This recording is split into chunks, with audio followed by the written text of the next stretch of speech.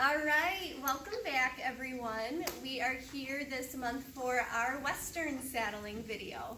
So Otis again is going to be my trusty sidekick for this video.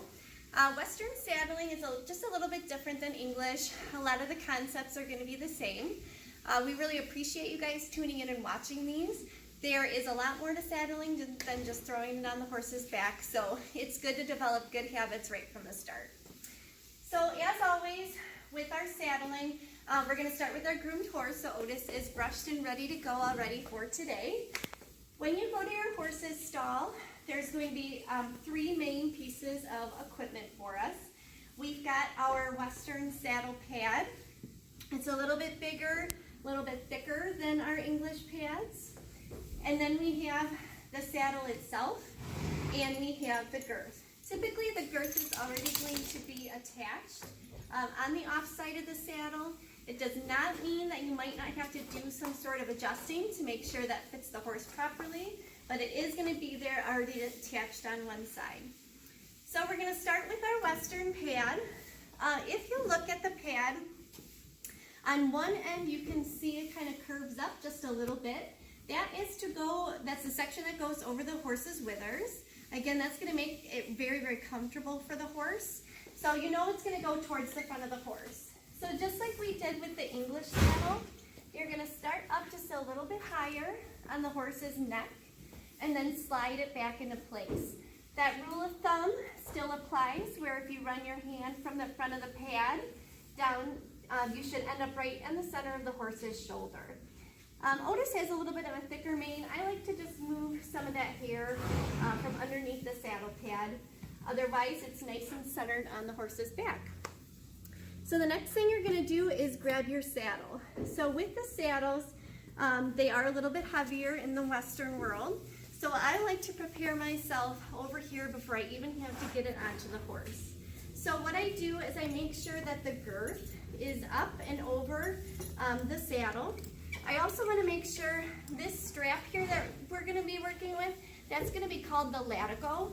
We're going to keep that either tucked up through this ring or up and over the saddle, just so it's not hanging on the ground or getting caught underneath the saddle. The other thing that you're going to do is take the stirrup that's going to go on the right side of the horse and hook it up and over the saddle horn so that it doesn't knock the horse in the side when you're putting the saddle on. So you're going to take the saddle with both hands. You're going to turn around, face your horse, and your goal is to get it on as evenly as possible. So you're going to go up, set it down as gently as you can. You might have to shift it around just a little bit, but you're aiming for, an even amount of saddle pad showing all the way around. If it's not, you might have to adjust just a little bit. So now that I've got the saddle on, I'm going to go to the off side. So on this side, there's a few things that you need to do. The first thing is to just take the stirrup down. We're going to get that out of the way. The next thing we're going to do is take the girth. In the Western world, it's called the cinch, so I kind of use those terms interchangeably. And this is where we need your help. With saddling in Western, we do use these saddles interchangeably from horse to horse, but not every horse is the same size. So just because you're going to get the saddle as is, it doesn't mean that you don't have to do some adjusting. So a tip that I'd like to give you guys today is to look at your girth as it's hanging down, okay? What you want to see is that the girth is pretty much even on both sides of the horse.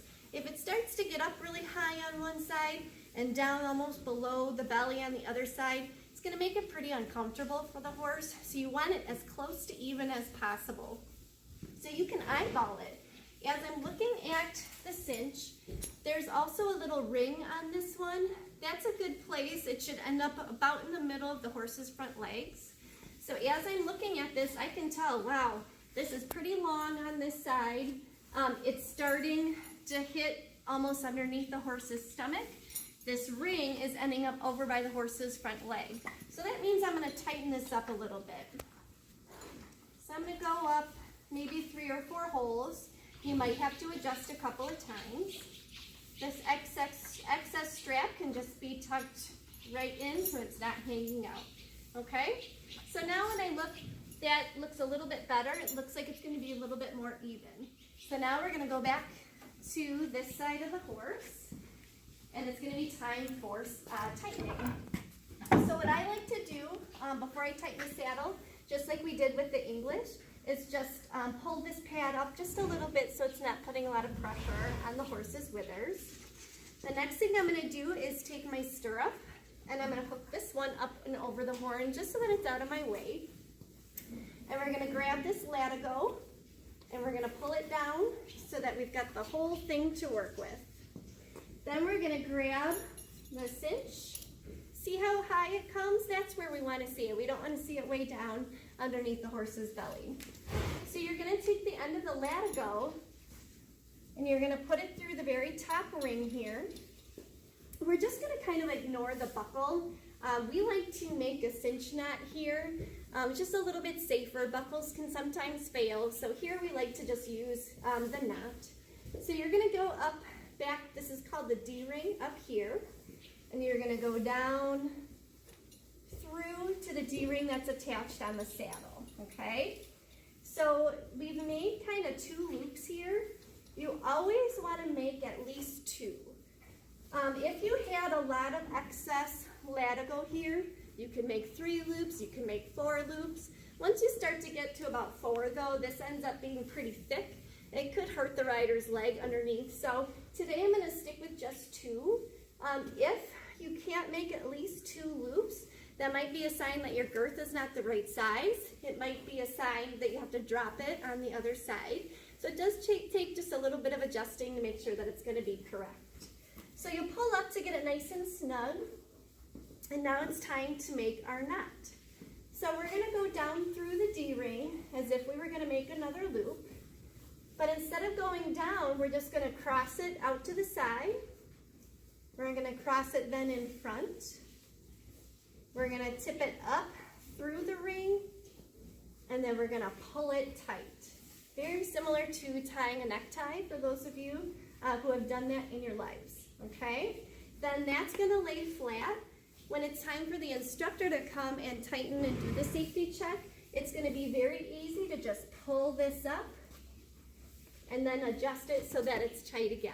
Okay, so now that that is done, we can take the stirrup down, and he is all set to go. So that is the Western saddle. You know, again, we encourage everyone to ask questions. It can be confusing. If we have to change, you know, cinch sizes, that's okay. Just find your instructor. We'll get everything changed for you. Again, it takes just a little bit of practice, so we appreciate your time. Thanks, everyone.